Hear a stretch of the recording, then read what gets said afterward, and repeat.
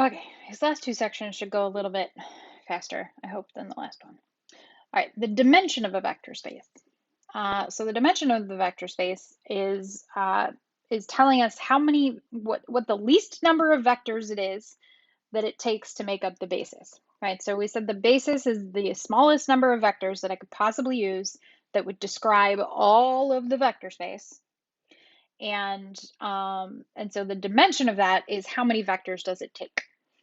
And that's it. How many vectors does it take to describe that basis?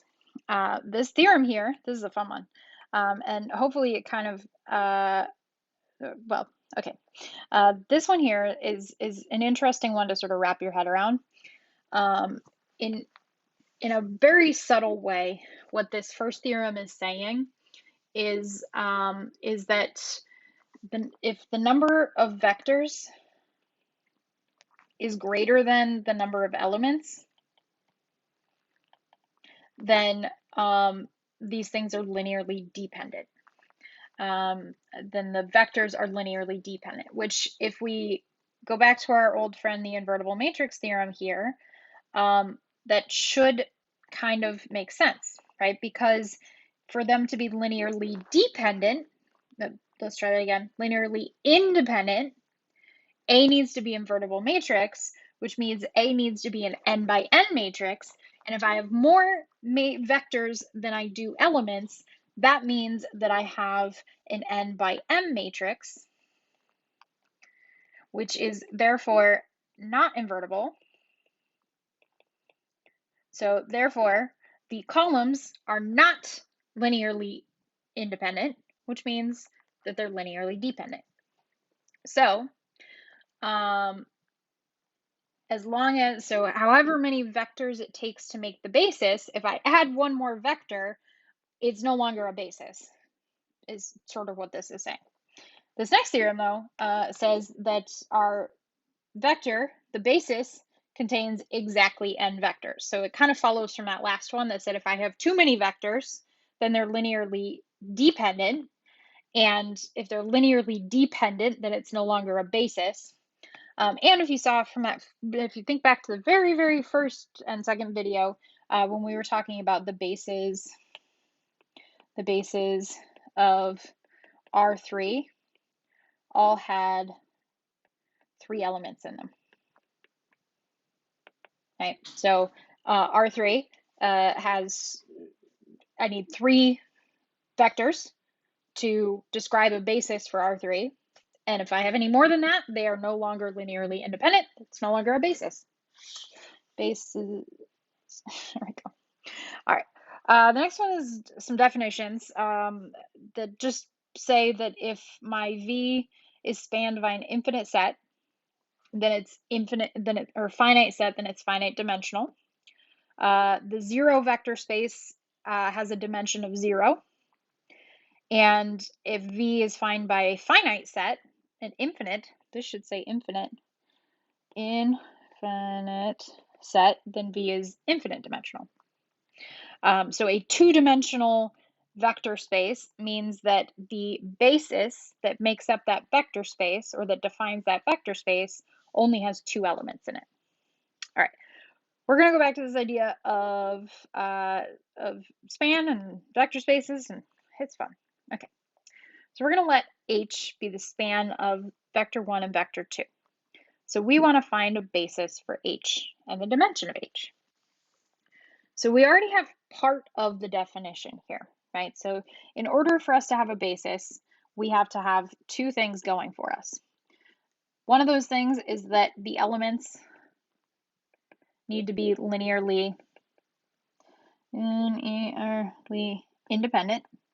And the second one is that our vector space needs to be defined by the span of the elements.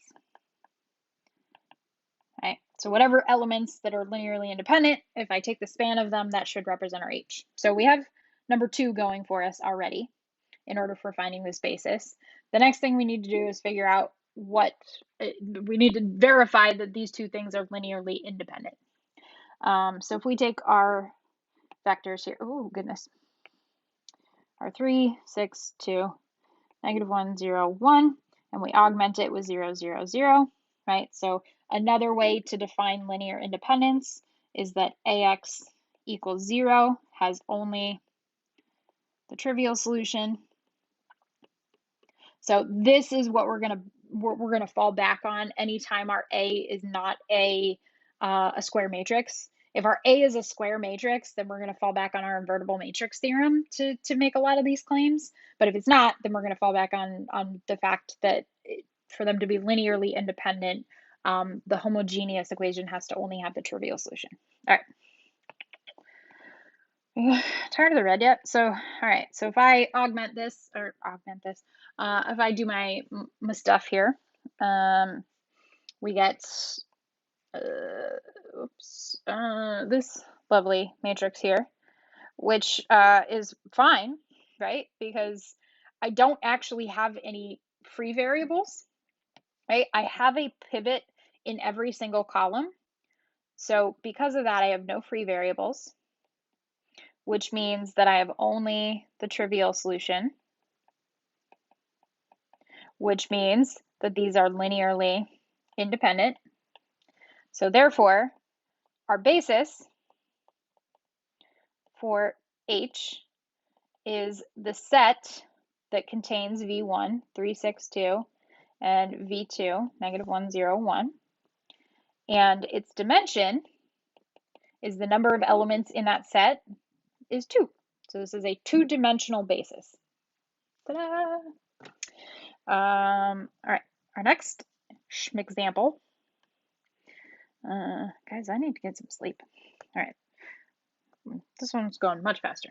Yeah, and then a couple more pages of this, and we're getting close. We're getting close. So we want to find the dimension of the space H equals this lovely, lovely little matrix, or these vectors. So it's the vectors that are defined here, and hopefully you can see that this can be described as a linear combo of vectors. And because it's a linear combo of vectors, this is a span, right? This is the span of the vectors that are created when I pull those constants A, B, C, and D out, right? Those are our scalars, basically. So another way to represent H is the set of all vectors. So I have A, B, C, D. Oops, nope, let's try that again. So A times the vector 1, 5, 0, 0, right? Plus B times the vector negative 3, 0, 1, 0. C times the vector, right? You seeing the linear combination going on here? 6, 0, negative 2, 0. And D is 0, 4, negative 1, 5. Okay.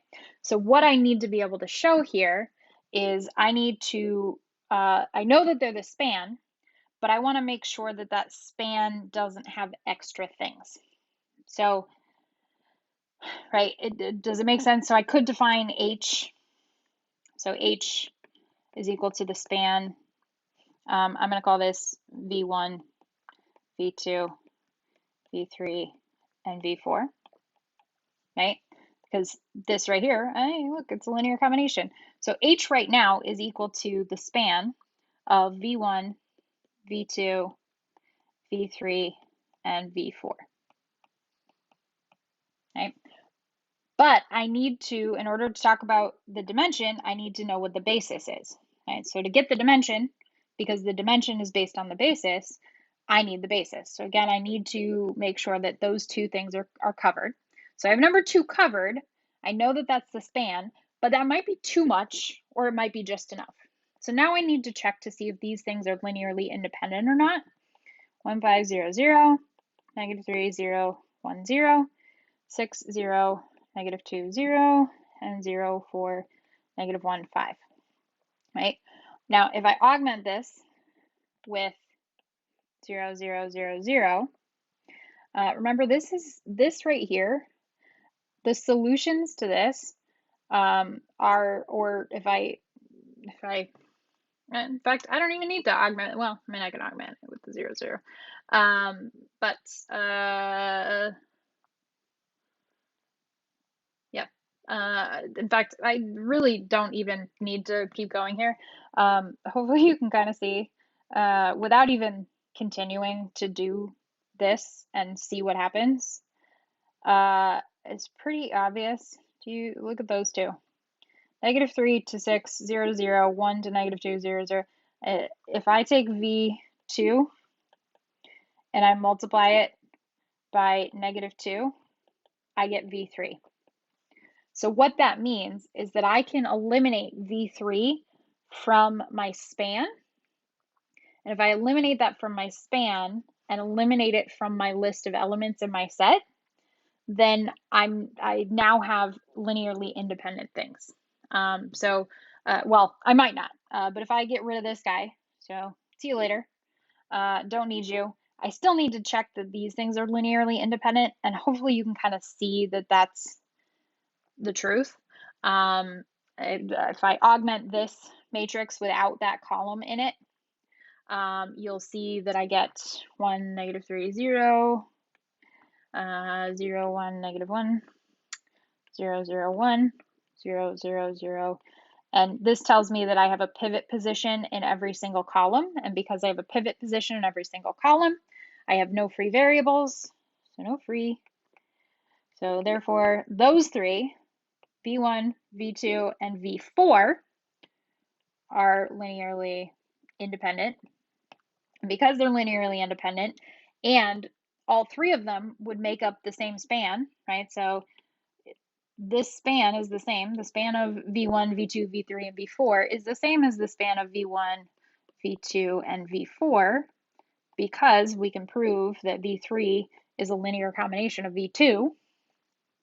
That means that the basis for H is the set v1, v2, and v4.